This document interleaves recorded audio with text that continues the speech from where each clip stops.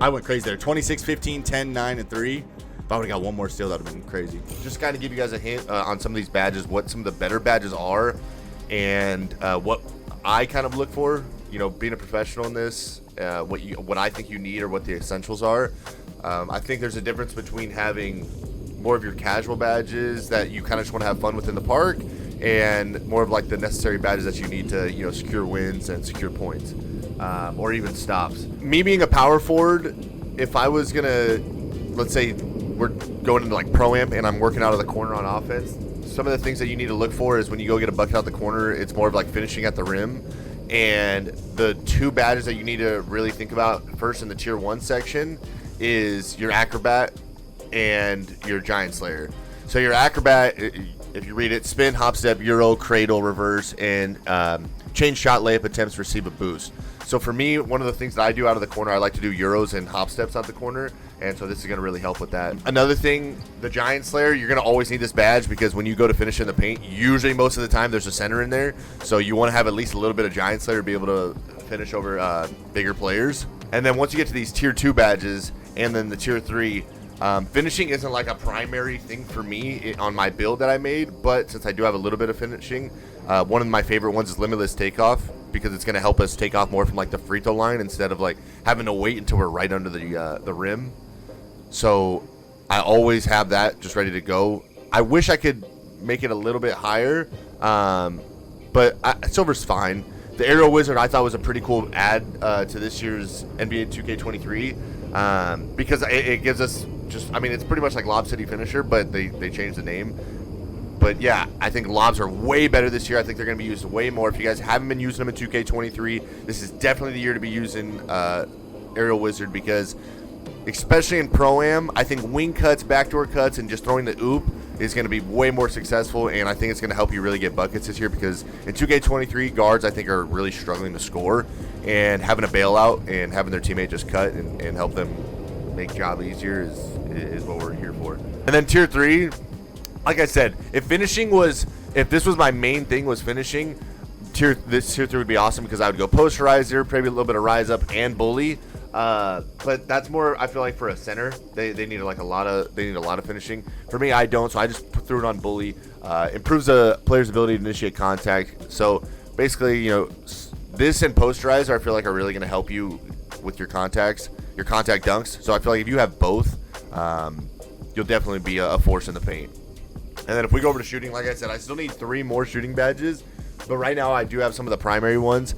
I'll start out with a tier 1. The ones that I'm going to get rid of, because eventually I'm going to get down to my tier 3, I'll probably get rid of amped, because most of the time I'll just be spotting up in the corner.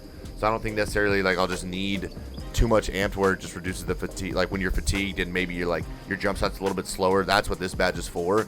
What can I bring it to? Technically I can get it all the way to gold, which would help out if I'm really tired, still being able to green. I think Claymore is going to be one of my primary badges that I'll always have on, like silver or gold, because this is for the people who are knockdown shooters, and that's perfect for me because I'm a power forward, so I sit on the outside and I get to just sit there and catch and shoot. Clutch shooter I'll definitely get rid of, but for now, since I just needed to throw it somewhere, I put it on here. But yeah, just you can hit the big shots in the fourth quarter. It gives you like a boost on it. Comeback Kid is a great badge. I think it's an interesting badge this year, especially for if you're a Pro-Am player. Boost shooters mid-range and three-point abilities when trailing in the game. I feel like that's just destined for you to like hit a big shot at the end of a game, like especially if you're losing by like 1 or 2 points and you hit a big 3 at the end. I think that's what that badge is for. I don't know if I'm necessarily going to keep it at silver. Maybe I'll throw it at bronze. Slippery off ball is interesting because I use this for more. This is more of a park, but if you're a center, this is great for you. If you're a center and let's say you only have 1 or 2 shooting badges, let's say you're an inside center. Slippery off ball is great because it helps you like get off of people. So when you're setting screens, it helps your roll be quicker. So like when I set a screen and I roll to the paint, that's what slippery off ball would be really good for. Corner specialist, I'm a corner shooter, power forward. So corner shooter and green machine are great. I think corner shooter is pretty self-explanatory. You're shooting in the corner, so this is the badge you want because it's going to help you out, give you a boost. Green machine, once you green your first shot, it's going to give you a boost and a easier chance to keep greening. And so that's what this badge is for. Right now, I've heard some mixed feelings about blinders, so I'm not too confident that I like blinders this year. A lot of people say it doesn't matter. Some people say it does. So we're going to wait and continue. So before I start throwing blinders on, I'm not going to do it yet. And when I have the chance, I think I'm going to go with catch and shoot and limitless range. Okay, now we get some of the fun badges because I actually like the playmaking this year. The playmaking badges, usually I don't just because I'm a power forward or a center. But break starter, you know, obviously being able to throw the break, that's a huge badge for us this year. The next one, dimer, been in the game for years, but basically it gives you, when you pass to a teammate, it gives them a better chance of getting the shot with dimer.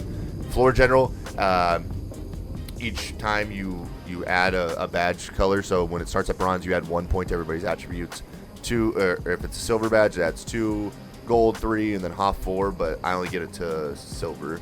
Hyperdrive, I love this year because I feel like every time I catch the ball on my power forward, who's typically supposed to be like a slower build, he has this crazy little boost once he catches it. If you guys haven't put on Hyperdrive yet, I suggest you guys do so, especially if you're a slower build.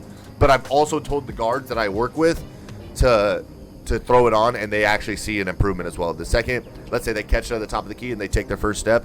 Yeah, if you have hyperdrive and quick first step together, which is this badge right here, you'll have an even more chance of a boost, but I think hyperdrive is a great badge this year. Bailout, you know, obviously being a big man, sometimes you don't want to actually take a shot, so you try to pass out of one of your shots, and they've been going out of bounds a lot lately, or they're being forced into turnovers. So bailout with a little bit of bailout, you don't need too much, but I think bronze is good for power forwards and centers. It'll help some of those passes get through. Needle thrower, I think, is just a solid badge because it helps some of those badges, or some of those passes that you throw that are questionable 50-50 passes, they don't get stolen as much. And so that's what I think needle thrower is going to be great for. For tier 3, all of these right here, you guys know, are more for guards. If I had to do one as a big man, I'd probably just go unpluckable because I don't need really any of these other ones. But for guards, I would say clamp breaker and unpluckable are probably the 2 best, and then you're gonna need handle straights. It depends if you're a dribble head or not. But yeah, these 3 are really good tier badges. Not really sure about the killer combos. Improves a player's ability to chain together. I mean, yeah, I guess all 4 of these are pretty solid tier 3 badges for guards. Now what we all came for, the defense and rebounding. I'm a power forward, so in Pro-Am, I have to box out the center damn near every play. So box out beast is like very essential for me. At some point, I'll probably go up to HOF. Right now, I just don't need to, but once I get rid of some of these other badges, I might. Like, I don't need glove, so I could probably throw it into here. I've been doing glove lately, and I've actually been getting a lot of on-ball steals as a power forward. But, I don't know. When Pro-Am actually comes around, I'll probably take these off, and I'll probably just go like this, and boost this up to HOF or gold. Menace, I've been having that silver lately. I think it's pretty good when you're contesting guards. I don't really know what exactly gives us our contest this year, but I just throw it on Menace and just pray for the best. Workhorse is like Hustler last year. So if you guys don't know what Workhorse is, this is basically like what Hustler was last year. When there's a loose ball on the ground, this is you going for it.